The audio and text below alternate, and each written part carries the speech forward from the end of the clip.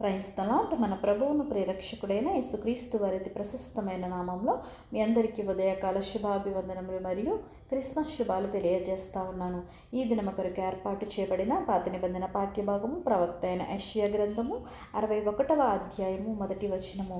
ప్రభువగు యెహోవా ఆత్మ నా మీదకి వచ్చి ఉన్నది, దీనులకు స్వార్థమానము ప్రకటించుటకు యెహోవా నన్ను అభిషేకించెను. ఈ వాక్యమును మనము గమనించినట్లయితే యేసు ప్రభువు మొదటి రాకడను గురించి, ఆయన జరిగించు రక్షణ ప్రణాళికను గురించి ప్రవక్త అయిన యెషయా తెలియజేస్తూ ఈ మాటను పలికినట్లుగా మనము చూస్తూ ఉన్నాము. నా ప్రియ సహోదరులారా, క్రీస్తును గూర్చిన వార్తయే సువార్త. ఇప్పటి వరకు నీవు సువార్తను నమ్మక తృణీకరించవేమో, అయితే ఈ దినమంది సువార్తను నీవు విశ్వసించు, దేవుడు అనుగ్రహించు వాగ్దానములలో పాలివాడవు కమ్ము అని దేవుని యొక్క వాక్యము సెలవిస్తూ ఉన్నది. నా ప్రియ సహోదరులారా, సువార్త ద్వారా జరిగే కార్యములు ఏవి అని మనం ఆలోచన చేసినట్లయితే, మొదటిగా సువార్త ద్వారా మనకు రక్షణ కలుగుతుంది, రెండవదిగా సువార్త ద్వారా మనకు సంపూర్ణత కలుగుతుంది, మూడవదిగా సువార్త ద్వారా నిరీక్షణ కలుగుతుంది. సువార్తను మనము నమ్మి అంగీకరించి విశ్వసించుట ద్వారా మనము రక్షణ పొందుకునే వారముగా ఉంటాము. మన ఆధ్యాత్మిక జీవితము సంపూర్ణత కలిగేదిగా ఉంటుంది. మూడవదిగా నిరీక్షణను మనము పరలోక రాజ్యము కొరకు ఒక నిరీక్షణను మనము కలిగే వారముగా ఉంటామని దేవుని యొక్క వాక్యము ద్వారా సెలవిస్తూ ఉన్నారు. ప్రియ సహోదరులారా, అసలు సువార్త అంటే ఏమిటని మనం ఆలోచన చేసినట్లయితే, యేసుక్రీస్తు ప్రభు యొక్క జననము, యేసుక్రీస్తు ప్రభు యొక్క మరణము, యేసుక్రీస్తు ప్రభు యొక్క పునరుద్ధానములను గూర్చిన వార్తయే సువార్త.